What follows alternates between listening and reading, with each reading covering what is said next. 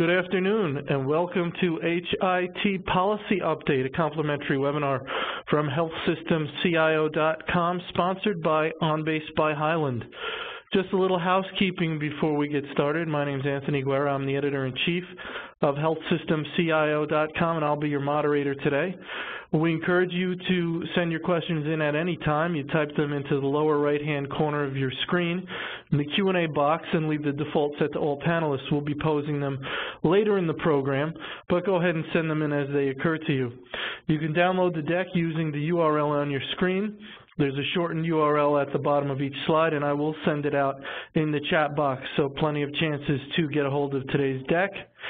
And we are recording the event, and thus we'll have an archive available, usually within 2 business days, if not sooner. You'll get an email when it's ready, and a separate registration is required.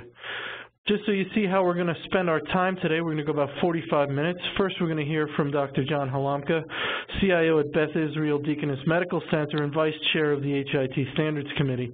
Then we're going to hear from Lorna Green, Senior Healthcare Informaticist with OnBase by Highland. And then we're going to have our Q&A with Dr. Halamka. So without further delay, I'm going to turn it over to Dr. John Halamka. Thank you, Doctor, for joining us. Oh, certainly. Thanks so much, Anthony. And it is spring, and clearly regulations are in full bloom in Washington. And so we will have a few minutes together to talk about some of the things that are going to be shaping our next year. It is amazing if you look at the constellation of activity. As you'll hear, we have the sustainable growth rate fix through the House, not yet through the Senate, and what that's going to imply. The Burgess Bill, which attempts to completely redesign the way we do policy and standards and rethink about interoperability. Meaningful Use Stage 3, we have both the NPRM and the certification rules, 731 pages with an estimated impact of 70,000 developer hours per EHR to comply with the new certification criteria. We'll go through what are some of the characteristics of those 2 documents, but I'll also tell you some of the highlights of some of the challenges we'll have as providers and patients to try to actually achieve some of the milestones and objectives. And then finally, I will talk about where we are with some new generation standards with the use of the fast healthcare interoperability resources, the FHIR standards that are coming in the next couple of months. So with that, I'm going to try in 25 minutes or less to summarize probably 2,500 pages of regulations. And of course, on my blog, I try to provide you guys with a summary so you don't have to read all 2,500 pages. So sustainable growth rate fix, as folks know, for the last many years, we've had this annual situation where Congress acts to keep paying doctors instead of limiting them to the consumer price index or the natural growth of the economy. And hence, there has been a desire, instead of this annual effort to fix this, to repeal it altogether and to come up with something that takes us to value-based purchasing and pays for quality and outcomes rather than quantity.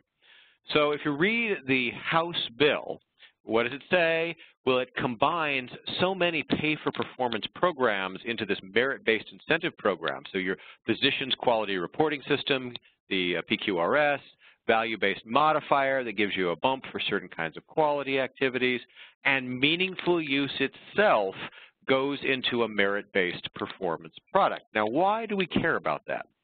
Remember, meaningful use, originally about $30 billion that was going to be stimulus, came with carrot and stick. So if you achieve meaningful use stage 1, 2, and 3, you would get some either eligible professional funds or hospital funds to supplement your income. But thereafter, starting in 2016 or 17, you would get a penalty, conceivably 3% or more reduction in your Medicare payments. So the Sustainable Growth Rate Bill, by combining meaningful use into all these general pay performance programs, actually eliminates the penalty. So I love that idea. That is, if you have a meaningful use criteria that is a stretch goal, if you get it, great. You know, there's some increase in your income. If you don't, that's okay. You tried. There is no penalty. And I completely agree that meaningful use stage 1, stage 2, very reasonable because those were a floor to set some sort of stimulus plus penalty. But by the time you get to stage 3, you'll see that the objectives are so significantly difficult that they should be considered stretch goals. So this notion that's already gone through the House of combining MU into this pay for performance and taking away this idea of penalty is a pretty good thing. Of course, as a society, we want to keep people continuously well and not just deal with episodic sickness, and therefore anything that results in a patient, say, getting a home visit, a telemedicine, teleservices visit, patient-generated healthcare data from devices in your home coming back to the EHR, and then preventative care delivered, that's all good. And so, we heard Secretary Burwell say that by 2018, she wants 50% of all Medicare payments to be associated with value-based purchasing or alternative payment models paying for these outcomes and quality measures, and the Sustainable Growth Rate Fix really embraces that general idea. For any of you who've had to compute the quality measures for meaningful use stage 1 and 2, you know that it's really hard, that a lot of these quality measures have so many exclusionary criteria that they just can't be computed using the data that we have in EHRs. So again, Sustainable Growth Rate Fix says, let's blow up quality measures, rethink them, and make sure we have consensus-based quality measures that are created by physicians and other stakeholders, truly computable from the data elements we have in EHRs. And then it pushes us to a patient-centered medical home or a patient-centered medical electronic home, the idea that you're going to have a care traffic controller, somebody who's going to be looking after your inpatient, outpatient, and ED stays, making sure you're getting the right care at the right time, and there's a bonus for that. That's going to require some new kinds of IT and interoperability, presumably. And then, of course, there's this general move to this idea of an alternative payment model that is based on global capitated risk or something other than fee for service. And the whole oversight of this activity now is going to have physicians and stakeholders, a technical advisory committee to make sure that we have got sound models for reimbursement and for measurement of progress.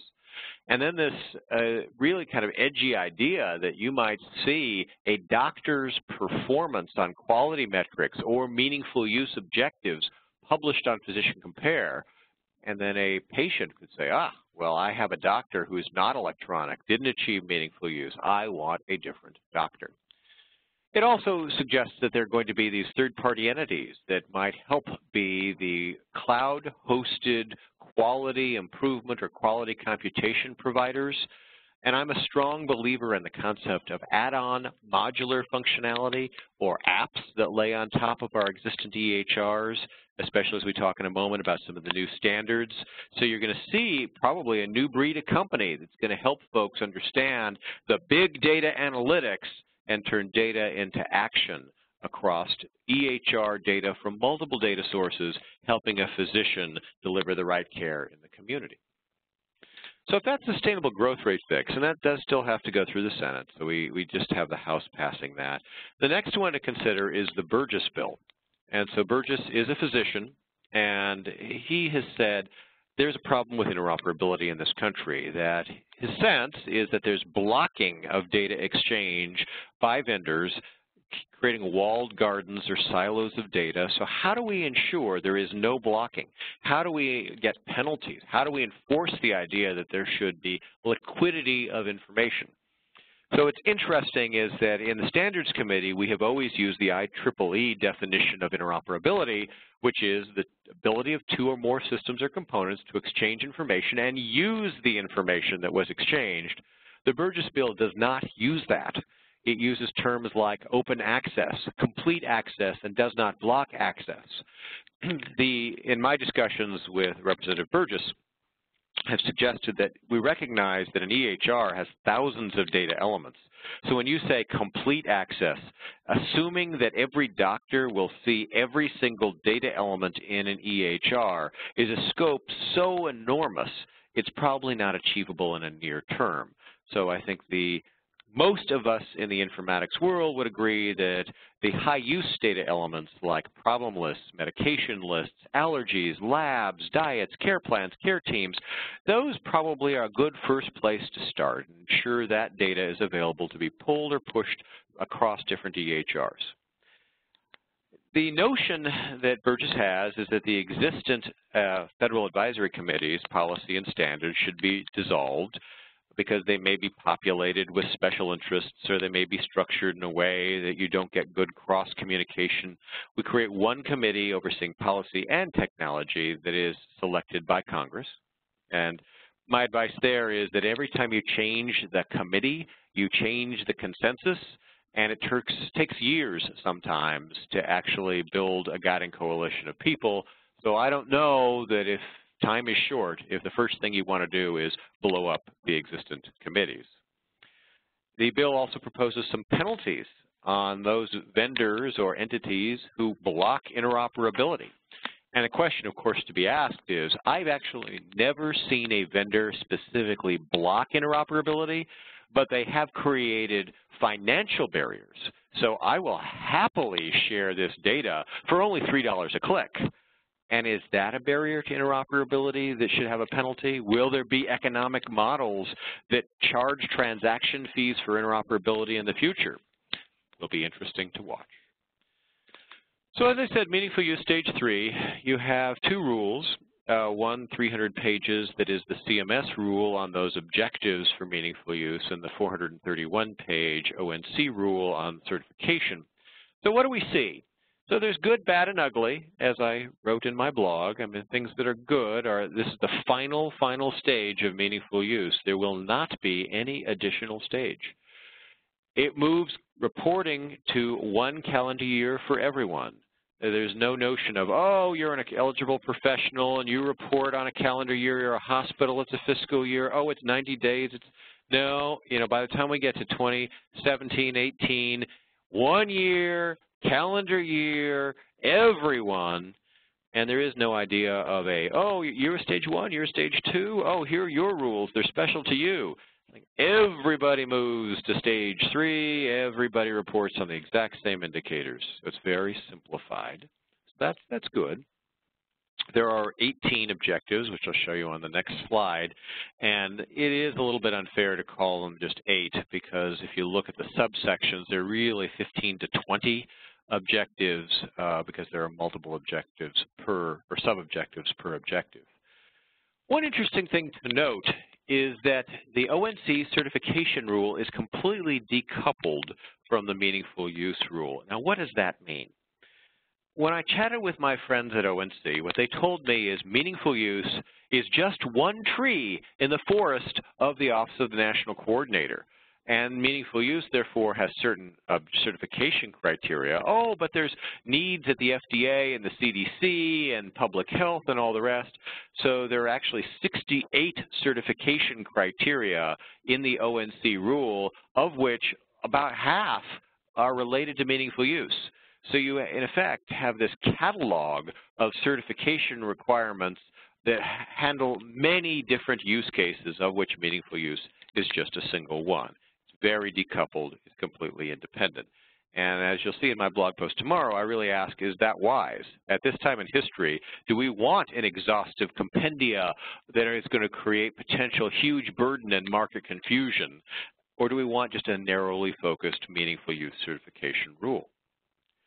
So here are the 8 objectives in meaningful use stage 3 coming out of our friends at CMS. Now let me give you just some examples here. So e-prescribing raises the thresholds to 80% e-prescribed for eligible professionals, 25% for hospitals.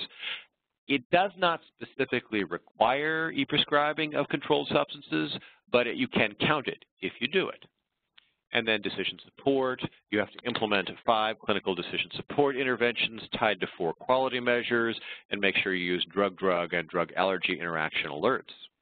In CPOE, we move to 80% of medication orders, 60% of lab orders, 60% of imaging orders, but there is a little bit of flexibility, so there now can be scribes that help with ordering, and it also does suggest a broader array of imaging modalities.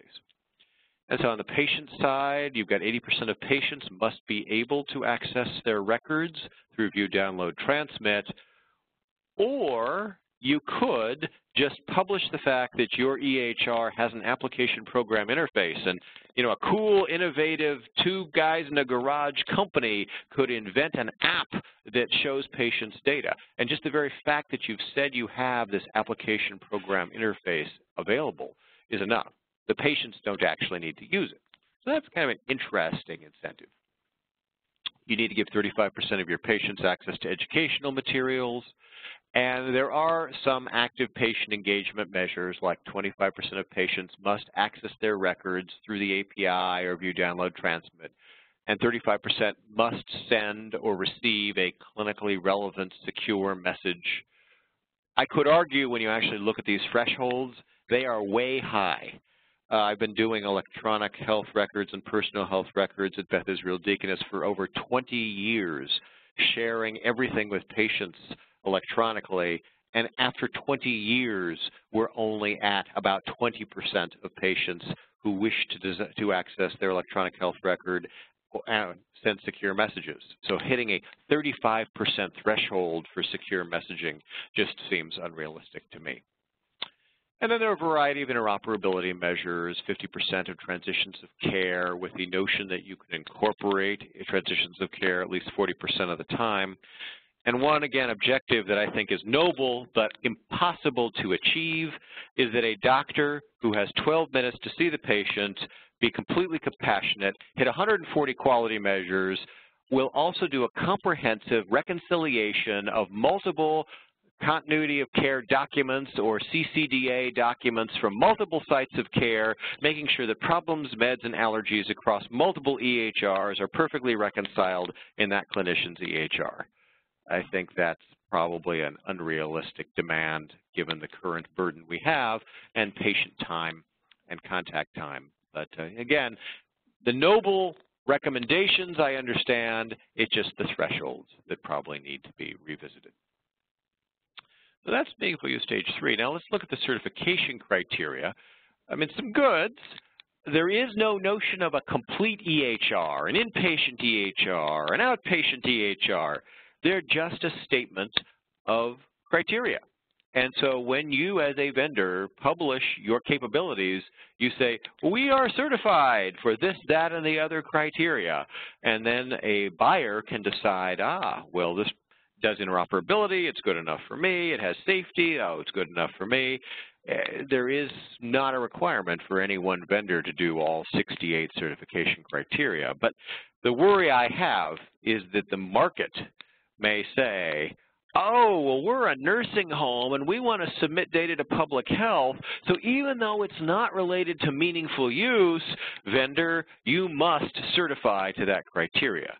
So by publishing the list of criteria, in effect, there might be market pressure for vendors to do the full 70,000 hours of development.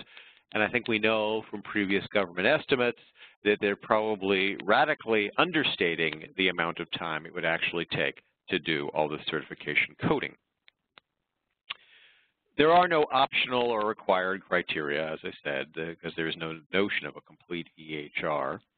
And there is a new criteria for an application program interface, the notion that third parties would have read-write access to the databases of the EHR, enabling innovation and different kinds of patient-family engagement. So if you are going to see these application program interfaces built into EHRs, how are they going to work? So today we know that we have interoperability that is based on taking the Consolidated Clinical Document Architecture, or CCDA summary, that's template-based from one place to another place. And that's fine, a PCP going to a specialist, or a patient leaving a hospital going back to PCP, or an emergency department visit going back to PCP. It's a transition of care and a summary document, as long as the right parts are filled out. What was your problem? How were you treated? What is your follow-up care? I mean, that's useful. But it is not sufficient if what you want to create is a novel visualization of an electronic health record or analytics or the capacity to pull data in real time for coordination of care. So as I've talked about in our last seminar together, that the group of vendors and stakeholders called the Argonauts has pulled together a plan to publish a set of standards that will be open source and will allow the meaningful use common data set, some 150 data elements, to be pulled directly from an EHR or data placed back into an EHR if these standards are fully validated by HL7 and they are implemented in pilot and we see it does what we need it to do. I'm convinced that this is going to largely supplant the idea of creating complex summary documents and pushing them from place to place.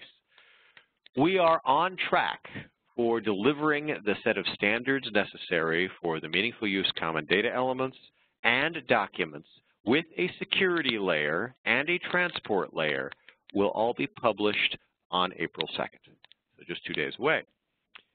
It will be fully validated by HL7 in May, and then we have signed up Cerner, Epic, Meditech, Athena, McKesson, and others, and they will be doing full demonstrations of their live APIs at HIMSS, as well as there will be a whole variety of pilots over the course of the summer demonstrating some novel products using this concept.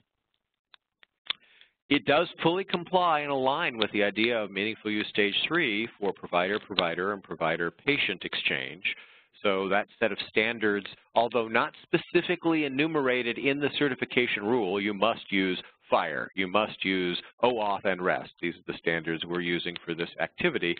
They're not stated, but of course every vendor is on board with using them because the consensus seems to be that using the same kinds of standards that Netflix, Amazon, Google, and Apple use is a whole lot smarter and flexible than using the healthcare-specific kinds of things we've done in the past.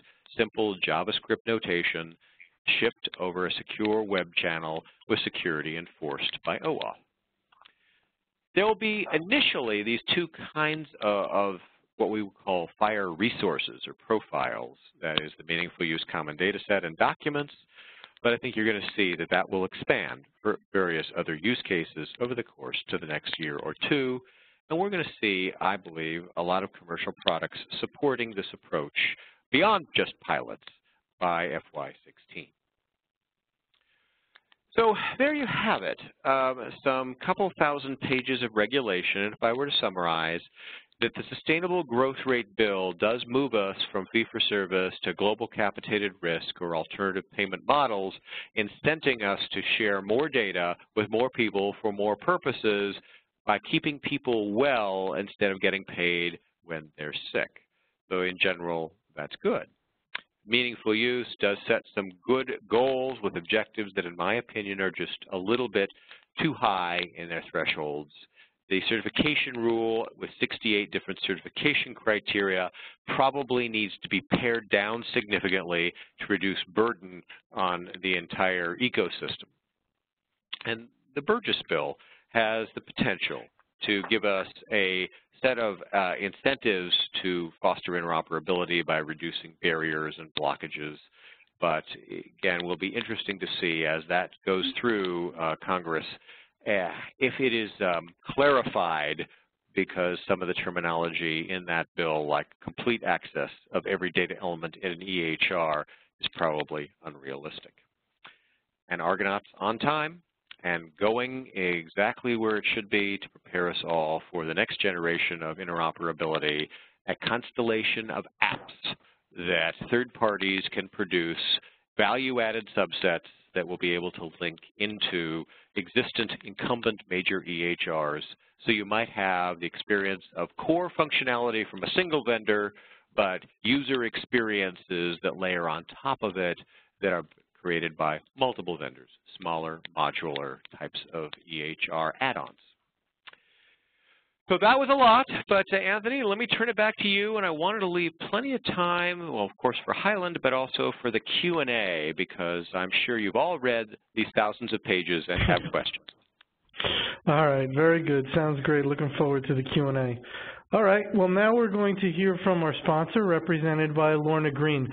Lorna, thanks so much for joining us, and thank you and Highland for sponsoring.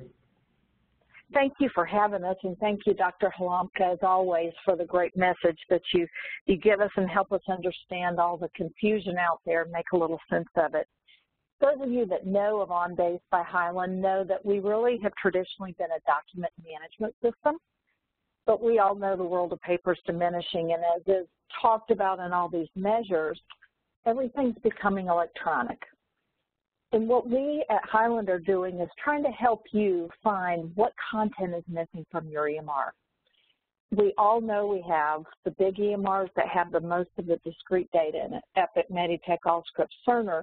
That's where we want to see the bulk of the documentation being done. But there is so much other content out there that needs to be available to your clinicians for continuity of care and quality of care. And we at Highland have a goal. For our enterprise imaging strategy, our goal is the availability of any medical image, anytime, anywhere, to any authorized user. So we have developed some products through our using OnBase that will help you get there.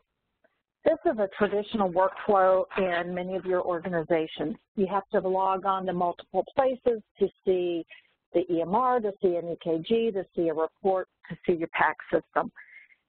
And I have a son who's in med school and a son who's in residency, and they've told me about the difficulty they have trying to find a report that goes with a PACS image at times. So OnBase has working together with our clinicians to develop what we call the OnBase patient window. We brought data together into a tabbed format, organized. We can link documents to images. We can give you side-by-side view using our OnBase patient window. So as part of our whole imaging strategy, as we said, to bring any image together for anyone that has access to see, we have our OnBase patient window. We have a medical imaging viewer. We now have, as of OnBase 15, we have a vendor-neutral archive. We have a OnBase Anywhere, which will be the exchange of documents between OnBase systems. And we also have universal scope capture to take your images that are captured at the point of care and directly put them into OnBase so they can be viewed for through the EMR. I know this is just a quick overview, but I would love to talk with you more. We have some consulting groups that will come in to our prospects and help you look at what you've got, where you're going with it, and we will also come in and consult with our customers to help you see how you can bring this content together into one view to benefit our clinicians.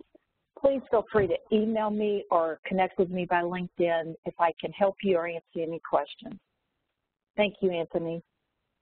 Very good, Lorna. Thank you so much. All right. Well, now we're ready for our Q&A with Dr. Halamka. So go ahead and, as I mentioned, send your questions in the lower right-hand corner of your screen in the Q&A box, and we will pose those. Well, let me start by asking you, Dr. Halamka. Obviously, you've mentioned that stage 3 is quite a load, and specifically, I think you mentioned the patient engagement type issue, the 35%. Is that the big one? And maybe list a few others that you think really stand out as difficult. Well, sure. And so, in general, Congress is very tuned into interoperability, and that is doctor-doctor, doctor-patient kinds of interoperability. So the thresholds for interoperability all tend to be a little high. I mean, if we look at stage 2, what were our pain points? Although we all love patient-family engagement, we found that some aspects of getting patients to view their medical records or send secure messages was tough. The transition of care transmission, well, did you have a place to send it to? And that was kind of tough. And so same sort of things that were tough points in stage 2 continue to be tough points in stage 3. And I suppose what's interesting is that if people, looking at the number of eligible professionals that achieved stage 2 and the struggles they had, if 5% patient-family engagement was a real struggle for stage 2. Jumping to 25 and 35% seems a bit unrealistic. If 10% interoperability across providers seemed like a struggle, then jumping to 50% seems, again, a bit unrealistic. You know, there are some other tough parts of stage 2, like the electronic medication administration record, but I think people are actually beyond that one. So it's truly these interoperability features and hitting high thresholds without, say, the infrastructure in the community or the cultural changes necessary. You know, I could say we are trying to do 10 years of culture change in 5 years. And although the technology certification and technology demands may move, you know, relatively quickly, culture takes a long time to change. Very good. Questions come in. What about the issue of patient identification? And I know we saw Chime has issued a prize-type program for making some progress in that area, solving that problem. But what are your thoughts around that? Sure. There's no specific enumeration of new approaches for patient identification in the rules. Of course, I have a favored approach to do that. And no, Anthony, it's not embedding everybody with an RFID chip or issuing a certificate at birth, although those might work. I think of the fact that I have a global traveler card in my wallet, a global entry card. I decided to give up, in a sense, some of my privacy because of the convenience of traveling. Whenever I enter the United States, I simply put my passport in a machine, put on my fingerprints, and I'm led into the United States. I can go from the seat in my aircraft to my car in 2 minutes. Well, if you want safe, quality care, if you want coordination of care, you may decide to have a voluntary opt-in healthcare identifier.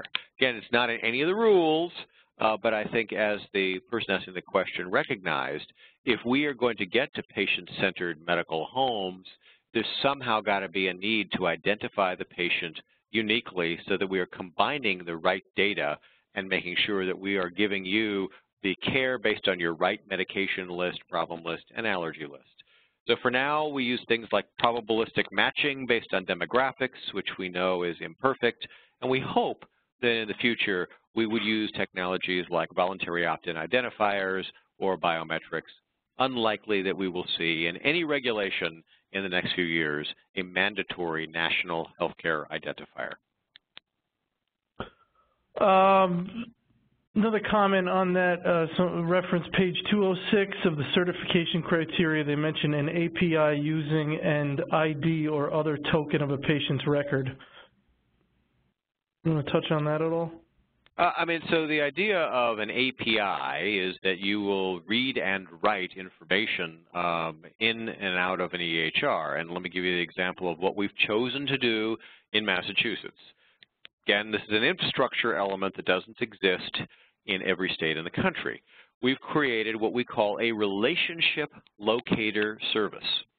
You, the patient, say, I am at Beth Israel Deaconess, and I consent, I opt in consent in writing to have my relationship with Beth Israel Deaconess published to the state government's web service. So it has who I am, name, gender, date of birth, phone number, other demographics, and the Beth Israel Deaconess, and my Beth Israel Deaconess medical record number. And so you can imagine now with this relationship locator service, if you have that database as an infrastructure element, now when I go, say, to an emergency department, the physician seeing me can say, I as a licensed credentialed physician in Massachusetts have access to the relationship locator service. I see that you have records at Beth Israel Deaconess. I will now, via an API call, using your known medical record number in the relationship locator service, retrieve the information about you to deliver safe, quality, coordinated care. So that's what it's getting at, is that it presupposes either the patient's handing it to you or there is infrastructure in your community that would support the knowledge of an identifier. Very good. In the short term, while we wait for open APIs and universal interoperability, where do you see the greatest pain points providers will still need to solve in the integration space? Sure. So the CCDA, as it's currently published, is filled with optionality. And so if any of you have read your own CCDA, Transition of Care Summary, you will see that it's mostly useless, right? So if I were to ask, when I leave a doctor's office, what data is available at that moment? Well, is the note written? No. You know, are the labs back? No. So pretty much the CCDA I get as I leave a doctor's office says, you were at the doctor's office today. You're kidding me. Is that what I've done for the last hour? Right? So I think what we need is a CCDA which has specific templates with specific data requirements, and the CCDA has to have less optionality and shouldn't be sent until those templates are populated. And in the certification rule, there is language about cleaning up the CCDA, creating a gold standard CCDA, and certifying that gold standard. Okay. You mentioned the amount of time that physicians have with patients, 12 minutes or whatever it is, and how much they're being asked to do. If you're the CIO at an organization or you're overseeing a large physician practice, and you need to get them to do these things, and let's say this goes through, a lot of these things go through and these things have to be done, how do you address that as a technology leader working with physicians? Right. I mean, a couple of answers to that. I mean, it's my belief that you need team-based care.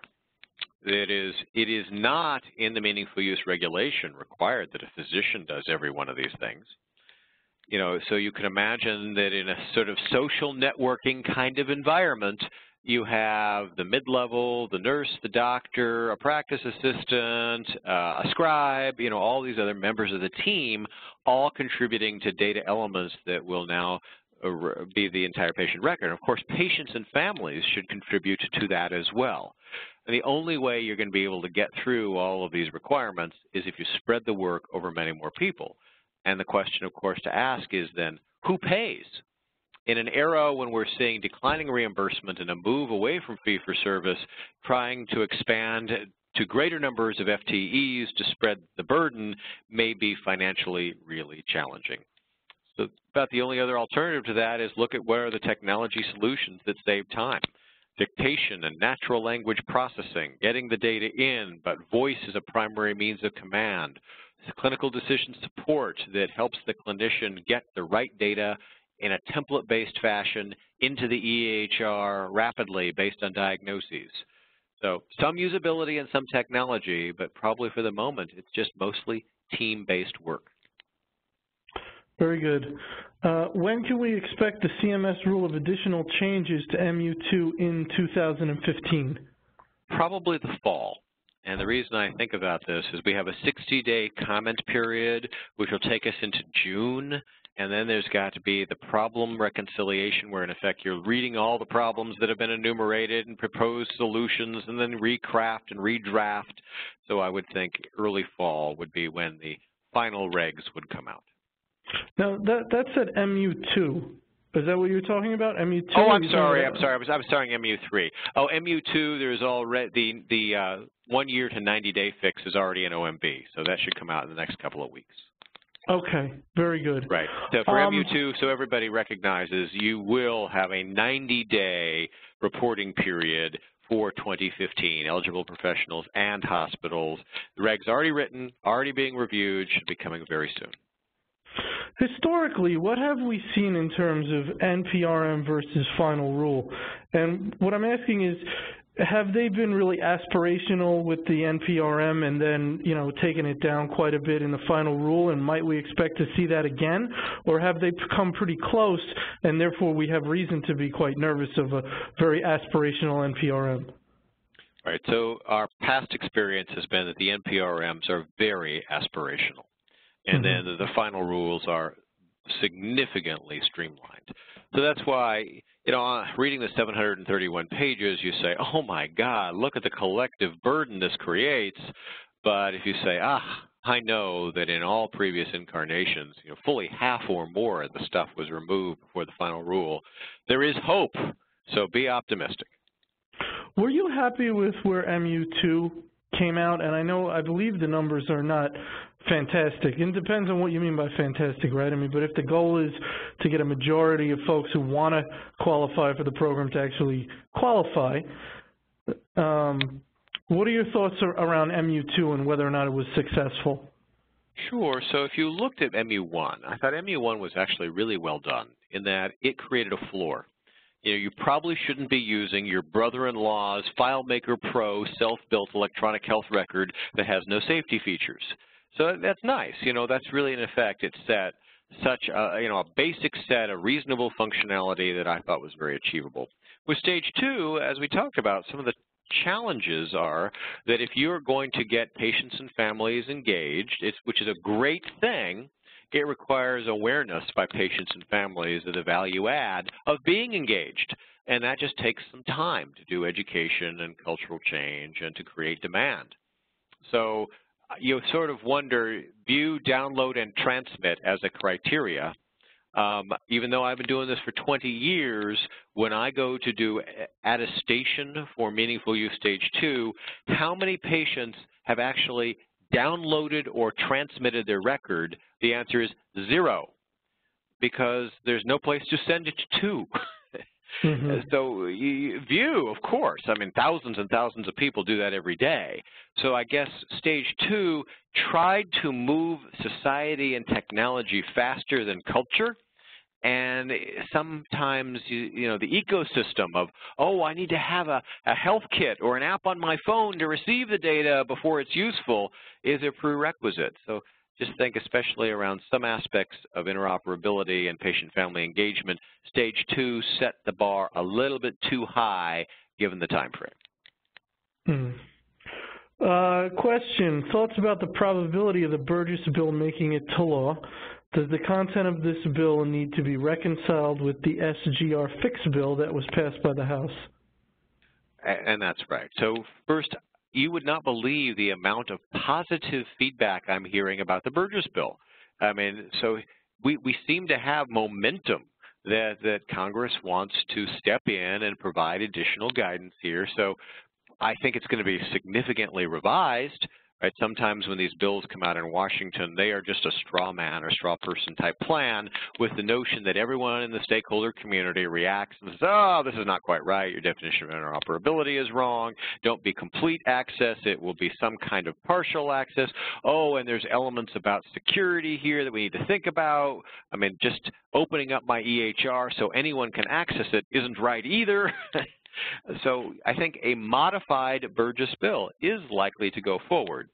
And there is language in the SGR bill about interoperability, and so there needs to be reconciliation between the two. And the Burgess Bill was the one that contained the requirement or the stipulation that they would disband the committees? Correct. And that concerned you because you thought it would really slow momentum, but give me some more of your thoughts around the implications of, and possibly the upside of disbanding and, I guess, reconstituting some of the members, but maybe not all of the members. And you mentioned the special interest idea, and I touched on that years ago, in different things, looking at the makeup of the different committees and some of the special interests that were represented that, get to take things in quite one direction or another. Right. So having been through the HIT Standards Panel and the HIT Standards Committee, I just reflect on the transition between the Bush administration and the Obama administration, taking about 2 years before you got a well-functioning governance committee back in process. So, the transition was fine, and as you say, some people came across, some people didn't. It did take 2 years and a fair amount of funding to get that transition done. So, just be aware that's the cost. Now, it may very well be true that instead of having 2 committees, a policy committee and a standards committee, and attempting to connect the dots, that having a single committee accountable for everything would offer crisper decision-making, and you wouldn't have the policy committee suggest something that was technologically impossible. Right. So, so there are, potential good aspects to this. It's just, I know that time, scope, and resources are inexorably linked, and so if time is short, creating a significant increase in scope by changing the committees out may not be your first tactic. So I'm not against it. It's just you have to recognize the downside of doing it. Right, right. All right, well, I think that's where we're going to end it today. Great update, great information, and so I think another excellent event, and we appreciate your participation, Dr. Halamka, taking the time to boil this down for a lot of the folks out there. I want to thank, of course, On Base by Highland and Lorna Green for continuing to sponsor this series. As I mentioned, you'll receive an email when our archive is ready, usually within 2 business days, if not sooner. For those of you attending who hold the CHIME CHCIO certification, attending our events gets you 1 CEU. So go ahead and let CHIME know that you attended, and if you asked us to let CHIME know, we will. Questions, comments, you can email me, and you can go to our site to see our archive of the last 12 months and our upcoming schedule. So once again, I want to thank everybody for joining, and look forward to seeing you again in the future. Have a great day.